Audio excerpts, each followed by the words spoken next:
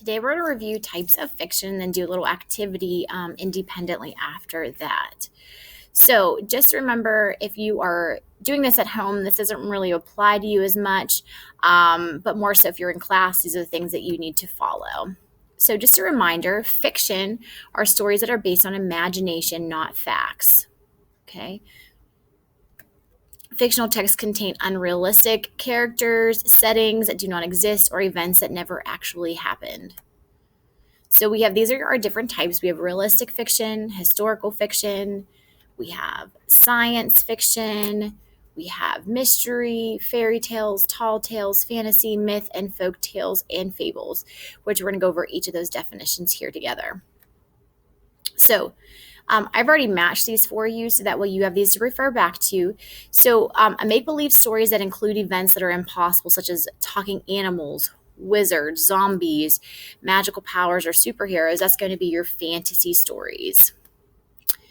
Then we have make-believe stories that use scientific concepts and technology or things that are set in the future or in space. That's going to be your science fiction. Stories with unbelievable or exaggerated elements told as if they were true. These are tall tales. Stories that are passed down from generation to generation, but also include a magical element, such as casting a spell. So this would be like your Cinderella story that's passed down. Those would be considered fairy tales. A suspenseful story about puzzling events. The problem is solved at the end by following clues. Those are going to be your mysteries. Stories that describe made-up characters and events that could actually happen in real life. You want to think of real life. This could actually happen in real life. So this is what you would call realistic fiction. A group of stories that explain how the world began and humankind came to be. These are called myths. A lot of times in Greek mythology or in other countries, they have created these myths on how things in the world have been created.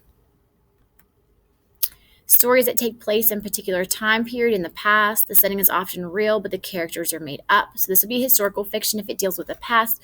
A lot of times, the I Survive books are historical fiction because they're made up, but they are still talking about a time in history. Stories passed down from one generation to the next generation orally, told through speaking, by different cultural groups. These stories often include a moral or a lesson. These are going to be your folk tales and fables. So this would be like the tortoise and the hare, the three little pigs, where they go and they give you a lesson or a theme at the end of the story. So what you're going to do is your turn. You're going to use those definitions we just went over to complete the sorting activity. You're going to read the stories, figure out what type of fiction is being used in those stories, and then type your answer in the boxes provided. You will use each of the types only one time. And if I go ahead and exit out of this, you will notice if I start going to those slides, I do have like a word bank there for you so that you can use that to type in your answer. Remember, you're only going to use them once. You're going to read these. You should be able to figure it out without even actually reading the entire story. So use those definitions, read each of the 9 passages, use the types of fiction, word bank here with you, and type in your answer.